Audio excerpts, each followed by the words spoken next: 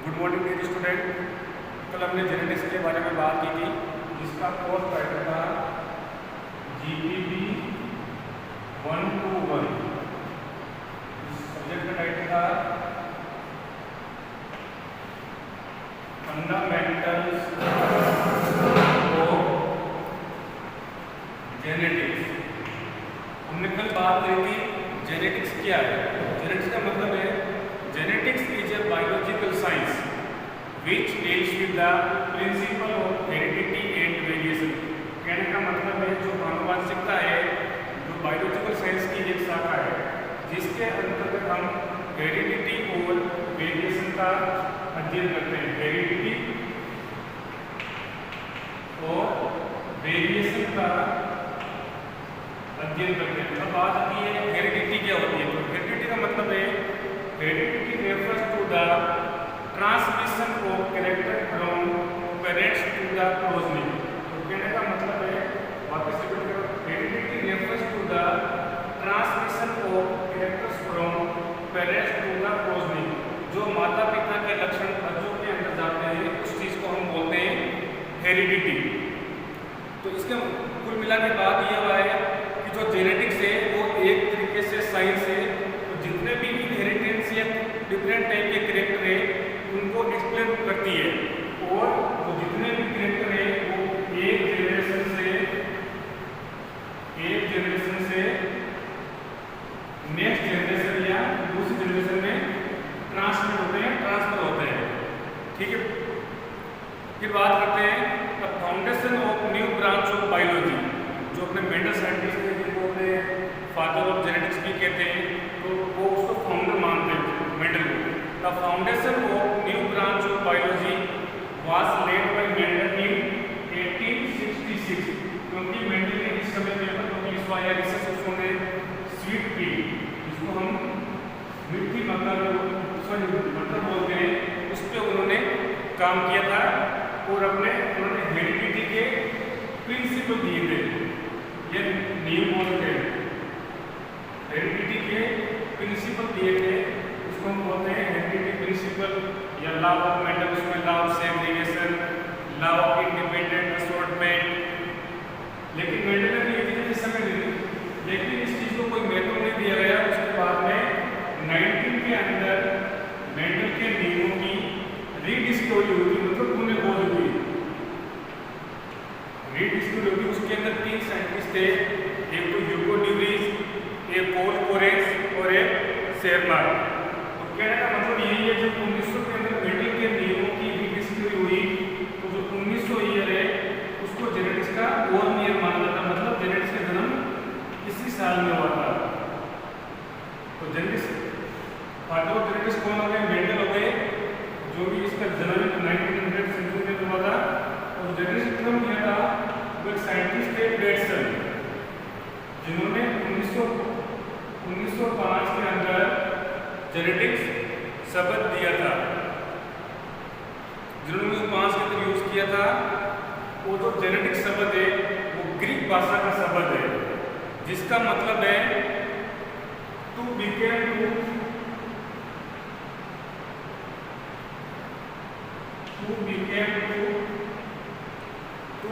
To grow और jeans. कहने का मतलब है जो कैरेक्टर है वो जीन के द्वारा कंट्रोल होते हैं या गवर्न होते हैं।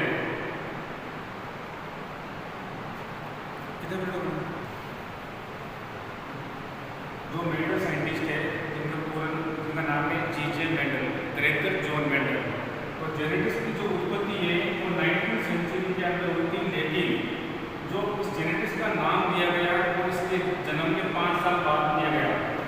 इसके जो इसका बर्थ हुआ था इसका, उसके 5 साल बाद में जेनेटिक्स टर्म दिया गया, और वो साइंटिस्ट थे बेटसन, जिन्होंने 1905 के अंदर जेनेटिक्स टर्म दिया।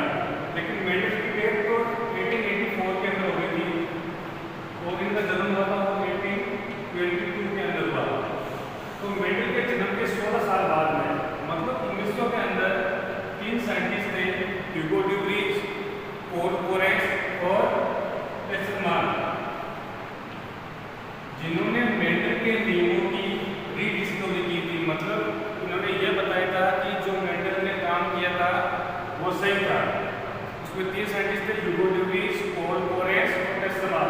इन्होंने एक तो 4 o'clock प्लांट का काम किया था और ये किया था पोइनिफेरा लेमार्कियाना पे।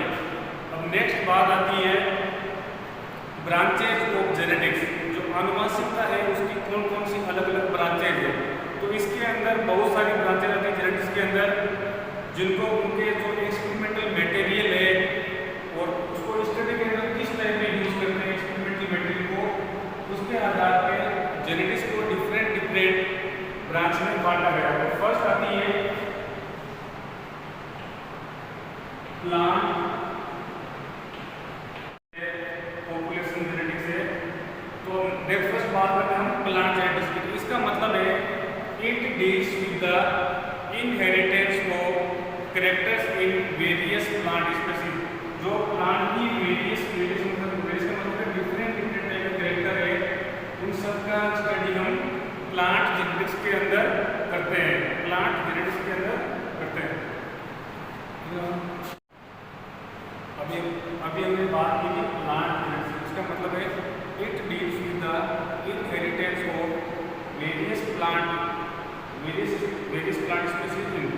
सेकंड बात आती है एनिमल जेनेटिक्स। इसका मतलब है it deals with the inheritance of various traits in animal. जो एनिमल होते हैं उनके अंदर भी डिफरेंट टाइप के लक्षण पाए जाते हैं।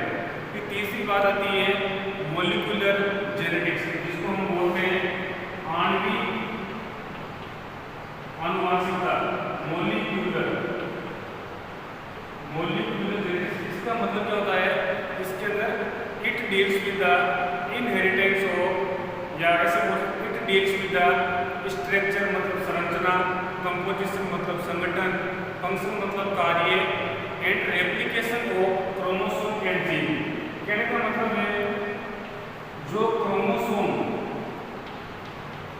जिसको हम बोलते हैं क्रोमोसोम और जीन, उसकी क्या स्ट्रक्चर है, उसका क्या संगठन है, उसका क्या क्या कार्य है, उन सब की स्टडी हम मॉलिक्यूलर जेनेटिक्स के अंदर करते हैं। और जो ये मॉलिक्यूलर जेनेटिक्स है, जेनेटिक मटेरियल को मतलब जो आनुवंशिक पदार्थ है उसको रिप्रेजेंट करती है। तो जेनेटिक मटेरियल का मतलब है जो डीएनए और आरएनए होते हैं, उन दोनों को मॉलिक्यूलर जेनेटिक्स से वो रिप्रेजेंट करती है। वो जेनेटिक मटेरियल कौन कौन होते हैं, एक तो होता है डीएनए, ये होता है आरएनए। डीएनए का पूरा नाम है डीऑक्सीराइबोन्यूक्लिक एसिड और आरएनए का मतलब है राइबोन्यूक्लिक एसिड। जो डीएनए होता है वो डबल न्यूक्लिक होता है, डबल हेलिक्स मॉडल होता है। फिर नेक्स्ट बात करते हैं हम बायोकेमिकल जेनेटिक्स, मतलब जैव रासायनिक आनुवंशिकता। इसके अंदर जो बायोकेमिकल जेनेटिक्स है, इसमें जो रोल ऑफ जीन्स, जीन का क्या रोल है, जितने भी बायोकेमिकल पाथवे है, मतलब जैव रासायनिक जितने भी,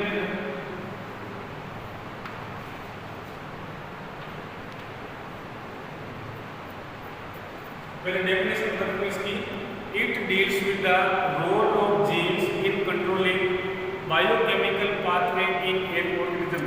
कोई भी जो एक ऑर्गेनिज्म है उसके अंदर जो जीन को बायोकेमिकल कंट्रोलिंग है या जो बायोकेमिकल पाथवे है उसको बोलते हैं हम बायोकेमिकल जेनेटिक्स। उसके बाद एक आती है पॉपुलेशन जेनेटिक्स। पॉपुलेशन का मतलब क्या होता है, जनसंख्या। इसका मतलब है it deals with the frequency मतलब आवृत्ति। Frequency of gene and genotype. कोई भी पॉपुलेशन है उसके अंदर जो जीन और जीनोटाइप दोनों डिफरेंट शब्द है, जीन और genotype. Frequency of gene and genotype in A population. किसी भी पॉपुलेशन के अंदर कोई भी जो जीन और जीनोटाइप है उनकी फ्रीक्वेंसी अलग अलग होती है, या उनकी जो प्रकृति बोलते हैं जिसको हम बोलते हैं टेंट, जिनकी प्रकृति अलग अलग होती है, या बोल सकते हैं उसकी जो जीन की फ्रीक्वेंसी है वो भी होती है, और उसके अंदर इवोल्यूटरी चेंज होता है। इवोल्यूटरी चेंजेस होता रहता है। तो हम यहाँ पे बात करें जीन जीनोटाइप, ये शब्द थोड़ा सा यहाँ पे तीन होता है। फिनोटाइप। ये जो तीनों शब्द है जीन, जीनोटाइप, फिनोटाइप, तीनों का मीनिंग अलग अलग है। फिनोटाइप का मतलब उसको हम बाहर से देख के बता सकते हैं, उसका नाक का रंग कैसा है, उसकी आइज का रंग कैसी है। जीनोटाइप मतलब उसकी जो इंटरनल स्ट्रक्चर है या उसका जो जेनेटिक डिस्ट्रीब्यूशन है, जेनेटिक कंस्टिट्यूशन कैसा है, उसको हम बोलते हैं जीनोटाइप। उसके बाद में नेक्स्ट आती है रेडिएशन जेनेटिक्स। रेडिएशन का मतलब है विकिरण। आपने नाम सुना होगा alpha, beta, gamma, UV ray, जिसको हम अल्ट्रावायलेट रेज बोलते हैं। इसका मतलब है जो रेडिएशन जेनेटिक्स के जितनी भी टाइप की रेडिएशन या डिफरेंट टाइप की रेडिएशन है, उसका क्रोमोसोम मतलब गुणसूत्र और जीन पर क्या इफेक्ट पड़ता है, उन सब की स्टडी हम रेडिएशन जेनेटिक्स के अंदर, रेडिएशन जेनेटिक्स विकिरण अनुवांशिकता के अंदर करते हैं। या it deals with the effect of various type of radiation, various type of radiation in chromosome and gene. अब लास्ट में आती है मेंडेलियन जेनेटिक्स। तो मेंडेलियन जेनेटिक्स दी थी, उसके बारे में हम बात करते हैं। मेंडेलियन जेनेटिक्स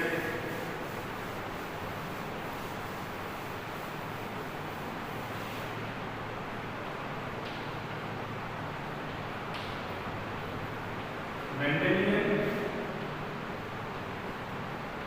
जेनेटिक्स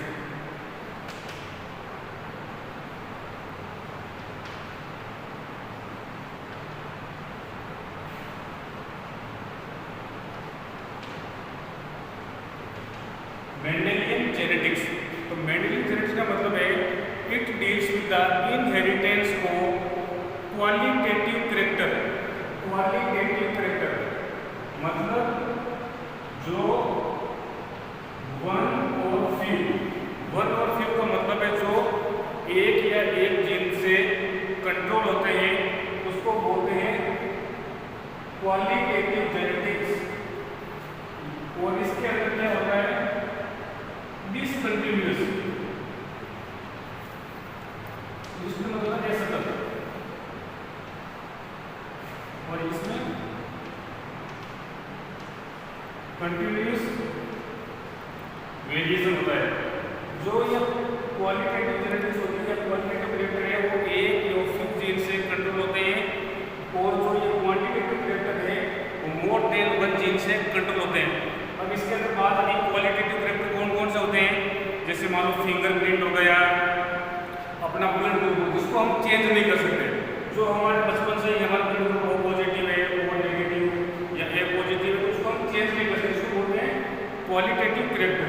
और इधर आती है क्वांटिटेटिव कैरेक्टर जो कंटिन्यूअस वेरिएशन होता है, मतलब जन्म से लेके जब लास्ट स्टेज आती है तब तक उसमें चेंज होता है, उसकी स्किन का कलर चेंज होता रहता है, उसकी हाइट है, आदमी का बचपन से लेके जब तक बड़ा होता है ये लिमिट का लेकिन चेंज होता है, हाइट वेरिएशन होता है, उसका वेट का भी, वेट बचपन से लेके लास्ट स्टेज तक कम ज़्यादा होता रहता है, इसको बोलते हैं हम क्वांटिटेटिव कैरेक्टर। क्वालिटेटिव एग्जाम में पूछते हैं, जो क्वालिटेटिव कैरेक्टर होते हैं वो कितने जीन से कंट्रोल होते हैं, वन और फ्यू। और जो क्वांटिटेटिव कैरेक्टर होते हैं ये होते हैं मोर देन वन जीन से ये कंट्रोल होते हैं। इसके एग्जाम्पल जैसे मान लो रेगुलर चेंज होता है, अपनी हार्ट रेट है, अपनी बीपी है, ये सब चीज़ें चेंज होती रहती है।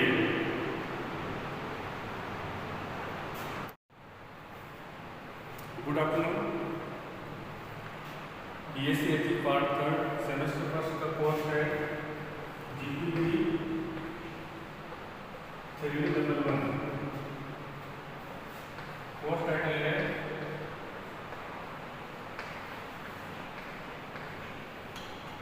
करो इम्प्रूवमेंट फर्स्ट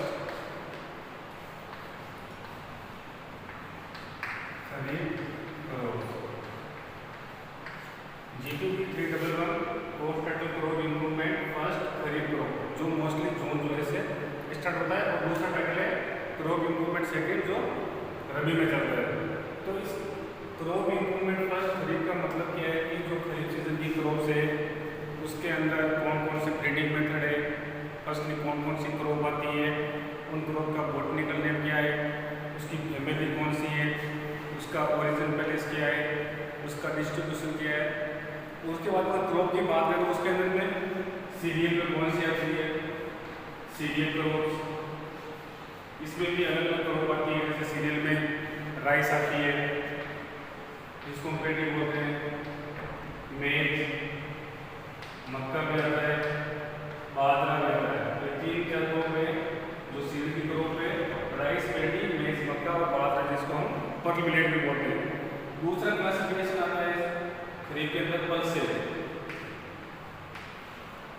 पल्सेज का मतलब जितने भी दलहन कुल की फसलें हैं वो सब पल्सेज के अंदर आती है। जैसे ग्रीन ग्राम, जिसको हम मूंगफली बोलते हैं, उड़द आता है, काउपी जमला आता है, पिजन भी, जिसको हम अरहर भी बोलते हैं, और मोठ भी आता है। इनको अलग अलग भागों में क्यों बांटा गया, क्योंकि ये दाल वाले ग्रुप में आती है, और जो सीरियल मतलब तो खाद्यान्न वाली फसलें हैं उनको इसके अंदर जितनी भी खाद्यान्न फसलें इसमें क्या होता है, कार्बोहाइड्रेट ज़्यादा होता है। और जो पल्सेज है इसमें क्या करता होता है, प्रोटीन। फिर तीसरा ग्रुप आता है ऑयल सीड क्रॉप, तेल वाली फसलें। ऑयल सीड में ग्राउंडनट, मूंगफली, जिसको हम पीनट भी बोलते हैं, ग्राउंडनट, सोयाबीन, और ये आती है सीसेम आती है, जिसको हम तीन वाली फसल बोलते हैं। तीन हो गए सीरियल, पल्सेज, ऑयल सीड। इसके बाद आती है फाइबर, मतलब कौन सी क्रॉप में रेशा है। जैसे वो होती है कॉटन होती है, और ये होती है जूट। लेकिन अपने सिलेबस के अंदर सिर्फ कॉटन ही है, जूट अपने सिलेबस में नहीं है। फाइबर के बाद में फॉल्टर वाली, ऐसी कौन कौन सी फसलें हैं जो चारा वाली है। कॉटन में कौन कौन जाती है, जैसे एक मक्का भी आ जाएगी, बाजरा भी कॉटन में है, और एक सोयाबीन। देखो यहाँ पे मक्का और बाजरा उसको सीरियल में भी लिख देगा, क्योंकि हम बाजरे की रोटी बनाने भी खाते हैं और मेज को भी रोटी बनाने में खाने के लिए काम लेते हैं। और जो ये फोल्डर वाली ये मेज का जो हरा चारा है या जो बाजरे का हरा चारा है, इन दोनों को पशुओं को खाने के लिए काम लेते हैं। और हरे चारे के साथ साथ इसका हम ड्राई करके पुट्टी बना के इसको भी स्टोरेज कर सकते हैं। उसके बाद आती है कौन कौन सी क्रॉप है जो खरीफ में वेजिटेबल लगाते हैं। वेजिटेबल मतलब सब्जी वाली, एक तो टोमेटो आती है, एक आती है चिल्ली, टोमेटो और चिल्ली। फिर आती है केस क्रॉप, मतलब कौन कौन सी क्रॉप है जिनको हम बाजार में बेचने में किसान को नकदी होती है। जैसे कॉटन है, वो कॉटन केस क्रॉप में भी है, लेकिन यहाँ पे हम कॉटन को फाइबर ग्रुप में क्लासिफिकेशन में रखा है। केस क्रॉप की यहाँ बात करें तो केस्टर, तो केस्टर है वो हार्ड केस क्रॉप है। और उसके बाद में जितनी भी क्रॉप्स है उसमें हाइब्रिड सीड प्रोडक्शन कैसे करते हैं, चाहे मक्का हो, बाजरा हो, कपास हो, राइस हो, इनके अंदर हाइब्रिड सीड प्रोडक्शन कैसे करते हैं। अब जितनी भी क्रॉप आपको बताइए, सबसे पहले सीरियल में आती है राइस, मेज, बाजरा। फिर पल्सेज में green gram, urad bean, cowpea, pigeon pea बोलते हैं, मोठ बीन। फिर आती है ऑयल सीड, तेल वाली फसलें, उसमें ग्राउंडनट जिसको पीनट भी बोलते हैं, सोयाबीन और सीसेम तिल। फिर आएगी फाइबर वाली रेशे वाली क्रॉप, उसमें कॉटन है, जूट है। फिर बाद में फोल्डर। चारे वाली कौन सी फसलें हैं, चारे वाली फसल में मेजर मक्का, बाजरा और सोरगम, ये तीनों फसलें हैं मुख्य रूप से चारे के लिए काम होते हैं। उसके बाद में वेजिटेबल, मतलब कौन कौन सी फसल है जिसको हम सब्जी के रूप में काम ले रहे हैं, जो खरीफ सीजन में बरोबर है, टोमेटो और चिल्ली। वैसे बहुत सारे वेजिटेबल्स है वो खरीफ में आती है, लेकिन जो GPP 311 है ग्रोथ फर्स्ट, उसके अंदर दो क्रॉप है, टोमेटो और चिल्ली। उसके बाद में लास्ट में क्रॉप है केस क्रॉप, मतलब जिसको बाजार में पैसा मिलता है। जैसे यहाँ पे कॉटन है, वो भी केस क्रॉप में आती है, लेकिन सिलेबस के अकॉर्डिंग उसमें ये केस क्रॉप है जिसको हमने केस क्रॉप के अंदर दे रखा। फिर आता है हाइब्रिड सीड प्रोडक्शन टेक्नोलॉजी, मतलब जो जितनी भी क्रॉप दे रखी है, चाहे वो सीरियल्स हो, पल्सेस हो, ऑयल सीड हो, वेजिटेबल हो, उसके अंदर ये तो मेज, राइस, सोरगम, पल्प मिलेट और पिजन भी है। इनमें हाइब्रिड सीड प्रोडक्शन कैसे करते हैं? Hybrid seed production, hybrid seed production करने से पहले क्या होगा, आदमी को हाइब्रिड बनाना पड़ेगा। उसके लिए पहले वो पेरेंट सेलेक्ट करेगा, उसमें क्रॉसिंग बनाएगा, फिर एप्पल जनरेशन आएगी, फिर उसमें वो देखेगा कि एप्पल में सेग्रीगेशन होगा। तो ऐसे करके पहले वो हाइब्रिड बनाएगा, उसके बाद में हाइब्रिड सीड प्रोडक्शन करेगा। उसमें रोगिंग कैसे करते हैं, रोगिंग वॉलेंटियर प्लांट कैसे देखेगा, कौन सा वॉलेंटियर प्लांट है, कौन सा ऑफ टाइप प्लांट है। उसके बाद में अगर हम पर्टिकुलर क्रॉप को लेके चलते हैं, जैसे मान लो राइस लेके चलते हैं या बाहर कोई सी भी क्रॉप हो, तो सबसे पहले उसके बारे में हमें क्या पता चाहिए, इसका बॉटनिकल नेम क्या है। जैसे राइस का पराइजा सटाइवा है, बाजरा क्या है, उसका पेनिसिलिन टाइफोइडिस या गलूकम है। कोई सी भी क्रॉप ले लो, बॉटनिकल नेम के बाद वो किस फैमिली से संबंधित है, मतलब उसका परिवार कौन सा है। जैसे मान लो कोई ग्रेविनी कुल की है, कोई लेग्यूमिनोसी कुल की है, कोई मालवेसी कुल की क्रॉप है, तो अलग अलग क्रॉप की है। फिर इसके अंदर आता है कि ओरिजिन प्लेस कहाँ हुआ, उसके अंदर एक टर्म आता है सेंटर ऑफ ओरिजिन, मतलब हर क्रॉप का सेंटर ऑफ ओरिजिन अलग अलग है। ऐसा भी कोई जरूर नहीं है। जैसे मान लो इंडिया के अंदर भी हो सकता है 4-5 क्रॉप का ओरिजिन हो, पाकिस्तान के अंदर भी अलग अलग क्रॉप का ओरिजिन हो। उसके बाद में आता है पर्टिकुलर क्रॉप के लिए कौन कौन सी क्लाइमेट चाहिए, किसी को ह्यूमिड चाहिए, किसी को वार्म चाहिए, किसी को कोल्ड क्लाइमेट चाहिए। उसके बाद में आता क्लासिफिकेशन ऑफ क्रॉप, उसका वर्गीकरण क्या है, उसमें कौन सी वाइल्ड स्पीसीज है जिसको हम जंगली प्रजातियां बोलते हैं, और कौन सी कल्टीवेटेड है जिसको हम उगा के खाने के लिए काम लेते हैं। उसके बाद में उस क्रॉप का इंपॉर्टेंस क्या है, उस क्रॉप का क्या क्या वैल्यू है। हर क्रॉप अलग अलग है, जैसे फाइटोप्लाज्म को कपड़े के लिए यूज करते हैं, पल्सेट को प्रोटीन के लिए, सीरियल को खाने के लिए, ऑयल सीड वाली क्रॉप से उनको तेल के लिए यूज करते हैं। उसके अंदर आता है इनके अंदर न्यूट्रिशन वैल्यू क्या क्या है, मतलब कौन कौन से इनके अंदर पोषक तत्व होते हैं। जैसे मान लो कार्बोहाइड्रेट किसके अंदर ज़्यादा है, प्रोटीन किसके अंदर ज़्यादा है, फैट किसके अंदर ज़्यादा है, मिनरल किसके अंदर ज़्यादा है। ये सब चीज़ आती है न्यूट्रिशनल वैल्यू में। जैसे सीरियल क्रॉप है, उसके अंदर कार्बोहाइड्रेट ज़्यादा होता है, पल्सेज है उनके अंदर प्रोटीन ज़्यादा होता है। और उसके बाद में आता है इनकी ओरिजिन प्लेस जो अलग अलग क्रॉप का है, फिर उसकी टैक्सोनॉमी वर्गीकरण, टैक्सोनॉमी हर क्रॉप की अलग अलग टैक्सोनॉमी है। उसके बाद में आता है क्लासिफिकेशन, उनका वर्गीकरण, बॉटनिकल है, उसका क्या जीनस है, उसकी क्या स्पेसीज है। उसके बाद में आती है floral biology, floral biology. Floral biology का मतलब है उसके अंदर कितने एंथर पाए जाते हैं, उसकी स्टिग्मा क्या है, उसके अंदर कंप्लीट फ्लावर है या इनकम्प्लीट फ्लावर है। कंप्लीट फ्लावर का मतलब है जिसके अंदर सेपल, पेटल, एंथर और स्टिग्मा अगर चारों पार्ट प्रेजेंट है तो उसको बोलते हैं कंप्लीट फ्लावर। अगर इन चारों में से कोई एक भी पार्ट एब्सेंट है तो उसको बोलते हैं इनकम्प्लीट फ्लावर। फिर उसके बाद अगर कोई भी क्रॉप है तो उसकी ब्रीडिंग हिस्ट्री क्या है। सबसे पहले वो वाइल्ड स्पीसीज थी, फिर उसको ह्यूमन कंडीशन के अंदर लाके डेवलप किया, फिर उसमें से सिलेक्शन किया, फिर उसको ह्यूमन के लिए खाने के लिए आगे बढ़ाया। ब्रीडिंग हिस्ट्री के बाद मतलब उसका ब्रीडिंग ऑब्जेक्टिव क्या है। ब्रीडिंग ऑब्जेक्टिव जितनी भी क्रॉप्स है हर क्रॉप के लिए ब्रीडिंग ऑब्जेक्टिव डिफरेंट डिफरेंट है। हो सकता है फर्स्ट हाई एंड, वो सबके लिए सिमिलर हो सकता है। अगर कॉटन की बात करें तो इसके अंदर फाइबर की क्या लेंथ है, उसकी क्वालिटी क्या है, पॉलिस्टर के अंदर कौन से क्रॉप में कितना ऑयल है। अगर मान लो उनके अंदर कोई भी ऐसा ऑक्सीडेंट है जो हार्मफुल हो तो उसको भी रिड्यूस करना है।